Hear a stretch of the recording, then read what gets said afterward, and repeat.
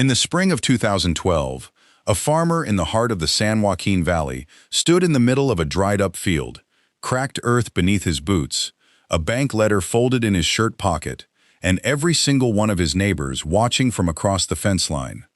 The wind kicked up dust around his ankles. Somewhere down the road, a tractor idled, its driver pretending not to look. But everyone was looking. Word travels fast in farm country, faster than water ever does, and the word that spring was that Earl Dobbins was about to lose everything. They were waiting for him to fold. He didn't.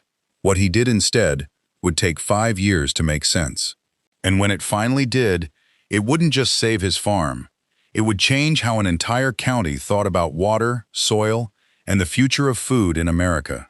This is the story of Earl Raymond Dobbins, and the gamble that almost cost him everything, and the patience that ended up saving it. Stay with this one, because by the end you'll understand why some of the best decisions in life look, at the very moment you make them, like the worst decisions anyone has ever made. Earl Raymond Dobbins was not the kind of man people wrote about. He didn't give speeches. He didn't post on social media. He wasn't the guy with the slick new tractor or the drone footage of his fields. He was, by his own description, just a guy who shows up before the sun and leaves after it. He was born in 1961 in Tulare County, California, a county that, in a good year, produces more agricultural output than most entire states combined. It's the kind of place where the horizon is measured in almond rows instead of miles, where water rights are discussed with the same intensity most people reserve for politics or religion, and where a family's reputation can be built, or broken, over the course of a single drought. Earl's family had farmed the same 380 acres for 3 generations. His grandfather broke that ground in 1931, clearing brush by hand and praying over a well that, by some miracle, hit water on the 3rd try. His father expanded the operation through the 1960s and 70s. Cotton first, then tomatoes when the cotton prices collapsed, then almonds when the almond boom hit in the 1990s, and turned half the valley into a sea of white blossoms every February. Whatever the valley demanded, the Dobbins family planted. That was the family motto, even if nobody ever said it out loud. You don't fight the market, you follow it. By 2010, Earl was running the operation alone. His father had passed 3 years earlier, quietly, the way he'd done most things. His 2 brothers had left the land entirely, one to Sacramento, where he worked in agricultural policy of all things, and one to Fresno, where he sold insurance to the very farmers their father used to drink coffee with. Both had traded boots for office chairs, and neither blamed Earl for staying, and neither offered to come back. And the farm? Well, the farm was struggling. The San Joaquin Valley was entering what would become one of the most severe drought cycles in California's recorded history. Water allocations were being slashed year over year. Wells that had run reliably for 60 years were dropping, some by 20, 30, even 40 feet.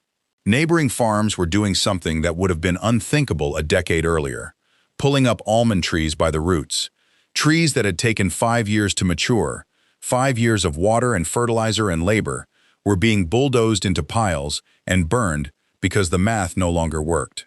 It cost more to keep a tree alive through the drought than the tree would ever earn back. Earl had 140 acres of almonds, and a water bill that was quietly, patiently, swallowing him whole. He'd run the numbers more times than he could count, sitting at the kitchen table after Lorraine had gone to bed. A single lamp burning, a calculator, and a yellow legal pad in front of him. The numbers never changed no matter how many times he ran them. At current water costs, with allocations where they were, and likely to keep falling, he had maybe 18 months before the bank stopped extending him grace. His lender, a regional agricultural bank out of Fresno, had already restructured his loan once, in 2011.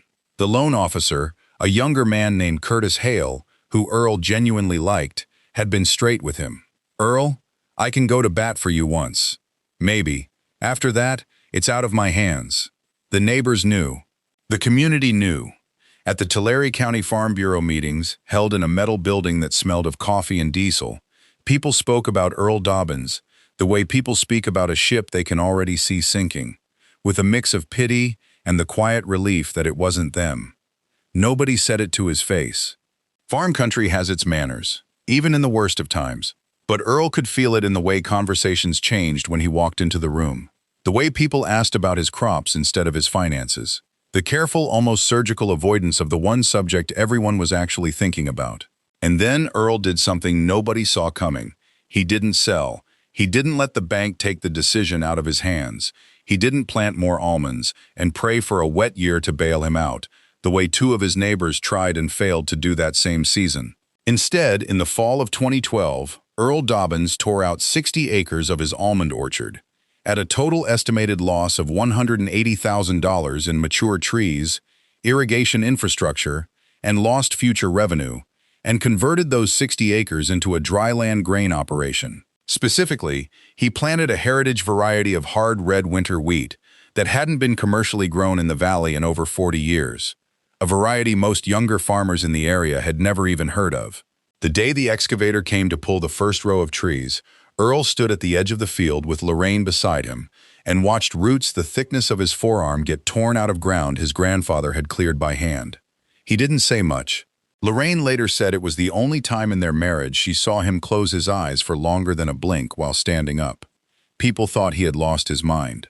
One neighbor, a third-generation almond grower named Dennis Pacheco, reportedly told people at the local co-op that Earl had gone and done the dumbest thing a man could do to a piece of California ground. Pacheco wasn't trying to be cruel. In his mind, he was simply saying what everyone else was already thinking. Almonds were money. Wheat, in this valley, in this era, was nostalgia at best and madness at worst. Others speculated that the stress had finally gotten to him, that he was chasing some romantic idea of how farming used to be, back before almonds, back before the water wars, back when a man could grow grain on rain alone. Some said outright that he was throwing good land after a bad decision, doubling down on failure instead of cutting his losses. Earl knew what they were saying. He heard most of it secondhand, the way you always do in a small community, filtered through wives and feed store clerks, and the kid who pumped gas at the only station in town. He kept planting. Here is what his neighbors didn't know, and what makes this story so remarkable. Earl had spent 18 months quietly researching before he made his move, and he had done it almost entirely without anyone noticing. He wasn't a man who advertised his thinking. He had attended soil health conferences in Sacramento, sitting in the back row, taking notes on a yellow legal pad instead of a laptop. He had driven, alone, 11 hours to eastern Colorado on a long weekend to study dryland farming operations on the high plains, walking fields with farmers he'd never met, asking questions, kicking at the soil, filling a notebook with observations about root depth and rainfall capture. He had corresponded, through actual letters, because Earl was not a man of email and never would be, with a soil scientist at UC Davis named Dr. Patricia Kwan, who had been studying the long-term water retention profiles of heritage grain root systems in semi-arid soils. Their correspondence began almost by accident, after Earl read a short item about her research in an agricultural trade publication and wrote to her, by hand, asking if she'd be willing to answer a few questions from a working farmer, not an academic. She wrote back. Then he wrote again. Over 18 months, the two exchanged more than a dozen letters, Dr. Kwan patiently explaining root architecture and soil chemistry to a man who had never set foot in a university, and Earl, in turn, grounding her research in the practical, dirt-under-the-fingernails reality of what it would actually take to farm that way in Tulare County. The root of hard red winter wheat, Dr. Kwan's research suggested, could reach depths of 6 to 7 feet, far deeper than almonds, far deeper than most commercial row crops grown anywhere in the valley. Those roots don't just chase water down into the subsoil, they restructure the soil around them as they grow, creating tiny channels and pathways that allow whatever rain does fall to percolate downward instead of running off the hardpan surface and disappearing into a drainage ditch. Over 3 to 5 years, Dr. Kwan's data suggested properly managed heritage grain fields could actually begin to rebuild the water table beneath them, slowly, almost invisibly, one root system at a time. Earl wasn't abandoning his farm. He was trying to save it from the ground up, literally, starting 6 feet below the surface where nobody else was even thinking to look. The first 2 years were brutal. The drought didn't ease. It deepened. In 2013 and 2014, California recorded its driest back-to-back years in 163 years of statewide record-keeping, a statistic that would later become almost a punchline among Central Valley farmers, the kind of grim joke you tell because the alternative is not laughing at all. Earl's first wheat harvest, in the summer of 2013, came in light, about 62% of his projected yield, thin stalks and undersized kernels that reflected just how little rain the new field had actually received in its first season. He sold what he had to a small artisan mill in the Central Valley that specialized in heritage grains, a market so niche that most of his neighbors didn't even know it existed. They knew almonds, they knew pistachios. They did not know that there was a growing, if still small, network of millers, bakers, and brewers, actively hunting for exactly the kind of old variety wheat Earl was now growing. The revenue from that first harvest barely covered his input costs. Not his land payment, not his equipment loan, just the seed, the minimal irrigation he used to establish the stand, and the diesel to run the combine. Earl did the math at the kitchen table again that fall, and for the first time, he didn't show the legal pad to Lorraine. His bank extended a modified repayment plan, reluctantly, and with conditions. Curtis Hale told him plainly it was the last flexibility the bank's loan committee was willing to show. Earl sold his truck, a newer model he'd bought in better years, and bought a used 2002 Chevy with a cracked dashboard and a radio that only caught AM stations, mostly farm reports and a Tulare gospel station, that came in clearer at dawn than at any other hour. He drove that truck for the next decade. He and Lorraine took no vacation for 3 consecutive years. Lorraine, who had taught 3rd grade in town for over 20 years, picked up extra hours tutoring on weekends, money that went straight into the farm account without comment from either of them. They refinanced the farmhouse, the same house Earl had been born in, putting what little equity remained back into seed, soil amendments, and a used grain drill. Earl found 2 counties over and rebuilt himself over a winter, working in the barn by the light of a single bulb after dark. People stopped asking how he was doing. That, in small agricultural communities, is how you know someone is in real trouble. Nobody asks because everybody already knows, and asking out loud only makes a private struggle public in a way nobody wants. Earl noticed the silence. He never said it bothered him. Lorraine said later that it did, more than almost anything else that happened during those years. But something was happening beneath the soil on those 60 acres that no one, not Earl, not Dennis Pacheco, not the bank, not anyone standing at the fence line, could see yet. By 2016, California's drought had not broken, but Earl's soil had. A soil moisture reading taken by a cooperative extension agent from UC Cooperative Extension Tulare County, as part of a routine countywide survey, showed something that made the agent double-check her equipment. The 60 acres under heritage wheat were retaining nearly 3 times the subsoil moisture of the adjacent almond fields that were being irrigated far more heavily and at far greater expense.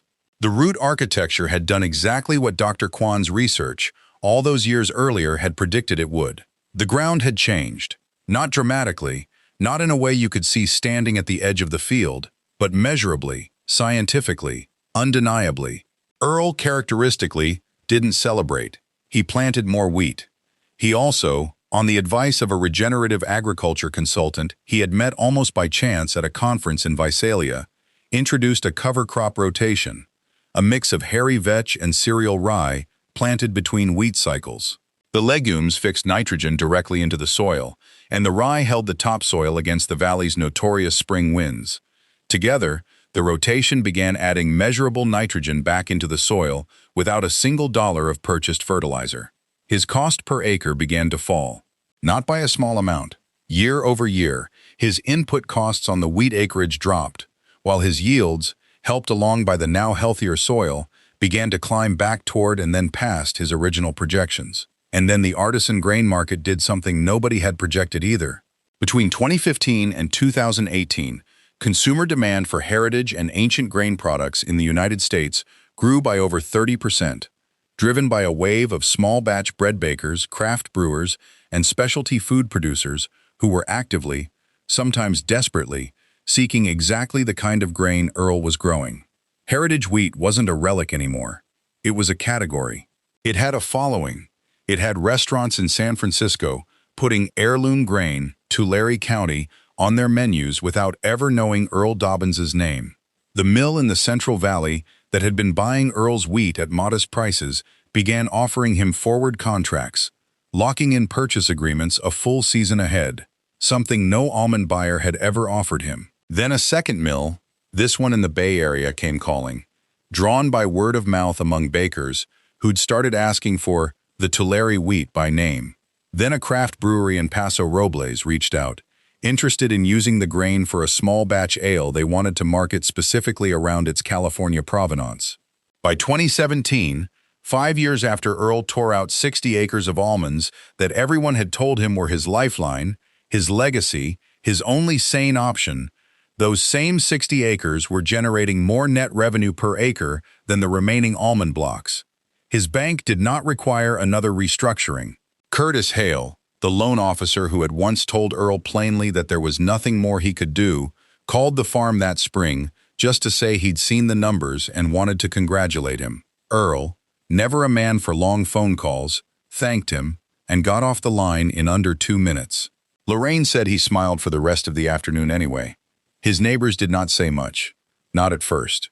Dennis Pacheco, the man who had called it the dumbest move a farmer could make, drove over one afternoon in the fall of 2017, unannounced, the way neighbors in that part of the valley still did back then. He parked his truck at the edge of the property and walked, alone, out to where the wheat field met the road. He stood there for a long moment, hat in his hands, looking at 60 acres of grain swaying gold in the late afternoon light, ground that he himself had once dismissed as wasted. Then he found Earl by the equipment shed and asked him a single question: "Who do I talk to about heritage seed stock?" Earl, by his own account, didn't gloat. He didn't bring up the things Pacheco had said 5 years earlier. He just told him about the mill in the Central Valley and about Dr. Kwan at UC Davis, and offered to drive him out to meet the soil consultant from Visalia the following week. That was Earl's way. He'd spent 5 years being doubted quietly. He saw no reason to spend even a moment being vindicated loudly. Today, Earl Raymond Dobbins farms 380 acres in Tulare County, California. The same 380 acres his grandfather broke ground on in 1931. The same kitchen table where 3 generations of Dobbins men have sat up late doing math by lamplight. Approximately 160 of those acres are now in heritage grain and cover crop rotations, more than double what he started with on that first risky 60. His remaining almond blocks, the ones he never tore out, the ones that still anchor a meaningful share of his income, are now irrigated using a deficit irrigation system that Earl designed in collaboration with a UC Davis extension specialist, a system that uses 38% less water than his previous approach while maintaining yield. He likes to say the almonds taught him to respect water, and the wheat taught him to stop fighting it.